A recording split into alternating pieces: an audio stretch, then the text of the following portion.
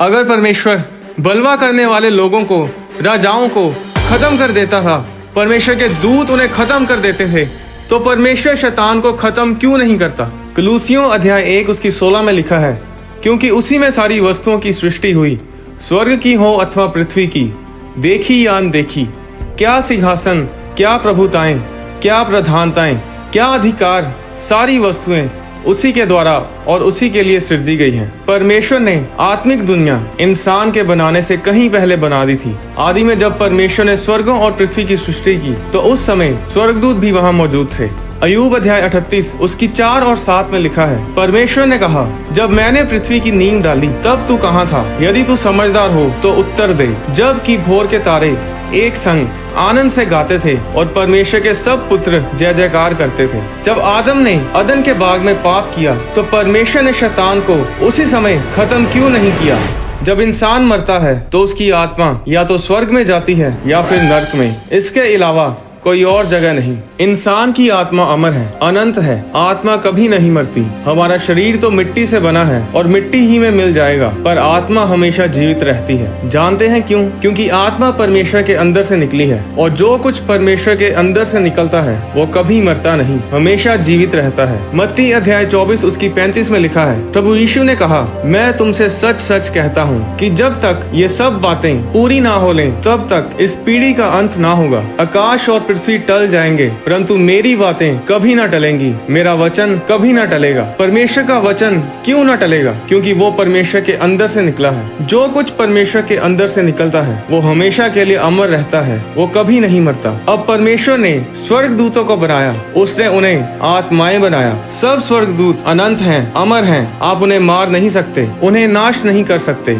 शैतान एक गिरा हुआ स्वर्ग दूत है। वो पहले एक अभिषिक्त स्वर्ग दूत था जो परमेश्वर के सिंहासन के सामने उपस्थित रहता था। शैतान जो पहले लूसीफर कहलाता था, वो स्वर्ग का वर्शिप लीडर था, पर जब उसके मन में उसकी सुंदरता और उसके रुतबे पर घमंड आया, तो उसने अपने मन में कहा कि मैं स्वर्ग पर चढ़ूंगा, मैं अपने सिंहासन को ईश्वर के तारागण से अधिक ऊंचा करूंगा और उत्तर दिशा की छोर पर सभा के पर्वत पर विराजूंगा।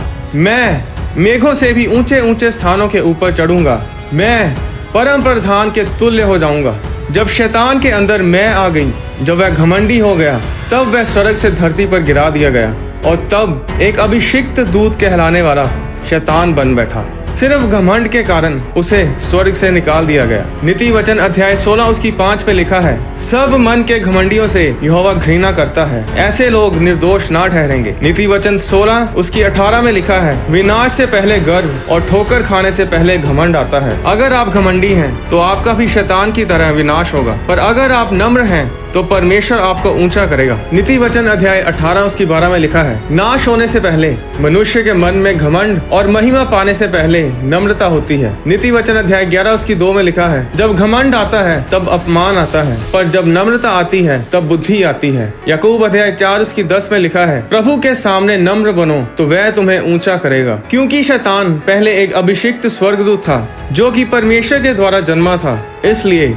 शैतान एक अनंत आत्मा है जो कभी नहीं मर सकता, और यही कारण है कि परमेश्वर शैतान को हमेशा के लिए खत्म नहीं करते। पर जो परमेश्वर करेगा वो ये है कि शैतान को हमेशा के लिए अथाह कुंड में डाल दिया जाएगा। अगर आप बाइबल को ध्यान से पढ़ें तो पूरी बाइबल में ऐसा कहीं नहीं लिखा कि शैतान को मार दिया जाएगा। प्रेरितों के काम अध्याय 12 उसकी 21 में लिखा है, ठहराए हुए दिन हेरोदेस राज्य वस्त्र पहनकर सिंहासन पर बैठा और उनको व्याख्यान देने लगा। तब लोग पुकार उठे, ये तो मनुष्य का नहीं ईश्वर का शब्द है। उसी क्षण प्रभु के एक स्वर्गदूत ने तुरंत उसे मारा, क्योंकि उसने परमेश्वर को महिमा ना दी और वह कीड़े पड़कर मर गया। ऐसा क्यों हुआ? परमेश्वर ने एक इंसानी राजा को इसलिए मार दिया क्योंकि उसने परमेश्वर को महिमा नहीं दी। पर शैतान जिसने सारी दुनिया को भ्रष्ट किया, परमेश्वर उसे क्यों नहीं मारता? क्या परमेश्वर का जोर सिर्फ इंसानों पर ही चलता है? क्या परमेश्वर की शक्ति शैतान के आगे कमजोर पड़ जाती है? नहीं, कभी नहीं, क्योंकि हमारा परमेश्वर यहोवा सर्वशक्तिमान, परम प्रधान और महाबुद्धिमान है। ऐसी कोई तोप नहीं बनी, ऐसा कोई हथियार नहीं बना जो हमारे परमेश्वर के आगे टिक पाए। वो हमेशा से सर्वशक्तिमान था, सर्वशक्तिमान है और सर्वशक्तिमान रहेगा। ना स्वर्ग में, ना धरती पर और ना धरती के नीचे ऐसी कोई चीज नहीं जो परमेश्वर के आगे घुटना ना टेकेगी। वो राजा मार दिया गया क्योंकि वो शरीर में था, उसकी आत्मा नहीं मरी क्योंकि उसकी आत्मा अमर है, पर वो नर्क में गई। परमेश्वर ने जब आदम को बनाया तो उत्पत्ति अध्याय 2:7 में लिखा है, तब यहोवा परमेश्वर ने आदम को भूमि की मिट्टी से रचा और उसके नथनों में जीवन का श्वास फूंक दिया और आदम जीवित प्राणी बन गया। श्वास का इब्रानी शब्द है रूआह, जिसका मतलब है हवा, आत्मा और श्वास। 1 थिस्सलुनीकियों अध्याय 5:23 के अनुसार इंसान एक आत्मा, प्राण और देह है। आप एक देह हैं, यानी शरीर जो मिट्टी से बना है। आत्मा वो है जो परमेश्वर की श्वास से निकली है, परमेश्वर के अंदर से निकली है। आपकी आत्मा परमेश्वर की सांस है और ये अनंत है, ये मर नहीं सकती, क्योंकि शरीर तो मिट्टी से बना है, वो तो मिट्टी में मिल जाएगा। पर आत्मा जो परमेश्वर से निकली है वो कभी नहीं मरती। वो या तो नर्क की आग में हमेशा के लिए सड़ती रहती है या फिर परमेश्वर की हजूरी में स्वर्ग में परमेश्वर के साथ, स्वर्ग दूतों के साथ रहती है। यशाया अध्याय 55:11 में लिखा है, उसी प्रकार से मेरा वचन भी होगा, जो मेरे मुख से निकलता है वह व्यर्थ ठहर कर मेरे पास ना लौटेगा, परंतु जो मेरी इच्छा है उसे वह पूरा करेगा और जिस काम के लिए मैंने उसे भेजा है उसे वह सफल करेगा। इब्रानियन अध्याय 4:12 में लिखा है, क्योंकि परमेश्वर का वचन जीवित और प्रबल है, हर एक 2-धारी तलवार से भी बहुत चोखा है और प्राण और आत्मा को और गांठ गांठ और गूदे गूदे को अलग करके आर पार छेदता है और मन की भावनाओं और विचारों को जांचता है। तो वचन परमेश्वर के अंदर से आता है और इसीलिए